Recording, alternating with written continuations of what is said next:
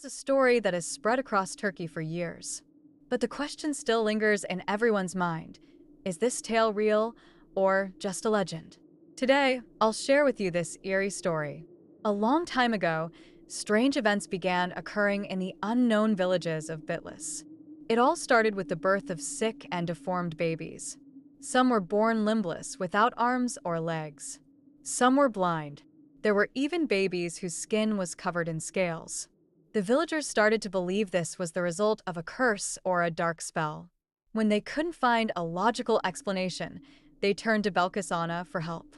Belkıs had a frightening appearance, but she quickly became the villagers' last hope. She was believed to have the power of sorcery and the ability to communicate with spirits or jinn. While some people saw her as a witch, others believed she was a healer. When the villagers sought her help, Belkıs agreed. She performed various rituals and ceremonies to try and heal the children.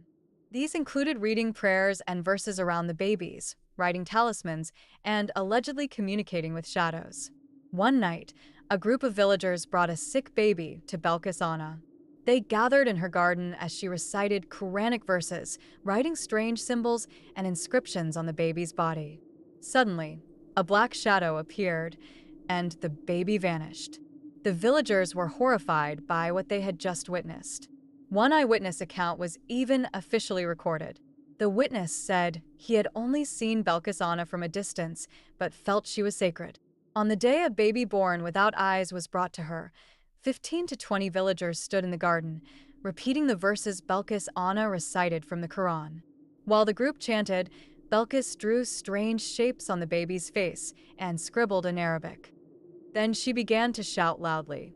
Moments later, a shadow approached the cradle and took the baby away. Belkıs told the villagers that their sins were the reason they were giving birth to sick children. She claimed she could help them but said they needed to bring their children to her for treatment. One father, whose baby was taken by the shadow, gave a shocking testimony. "We had 2 children. One had no arms, and the other had skin like a snake. Belkıs didn't ask us for money. She told me to slaughter a pig, skin it, and bring the hide to her. She wrapped my baby in the pig skin. Then the shadow came and took the baby. She also told us to drink a spoonful of the pig's blood after each night prayer. Every night we drank it, we would hear the sound of footsteps running through our home." It's said that Belkıs repeated this ritual many times. More and more babies disappeared into the shadows, yet the curse continued. Even years later, villagers were still giving birth to sick children. Eventually, some villagers started to suspect Belkıs of being a fraud and called the gendarmerie. When law enforcement arrived and began an investigation, they couldn't find any trace of Belkıs existence. There were no records of her ever living in the village. Even her house appeared to have been abandoned for decades. There were no signs that anyone had lived there at all. After this, many people fled the village in fear. Some villagers said that their babies had healed. Others said the deformities continued.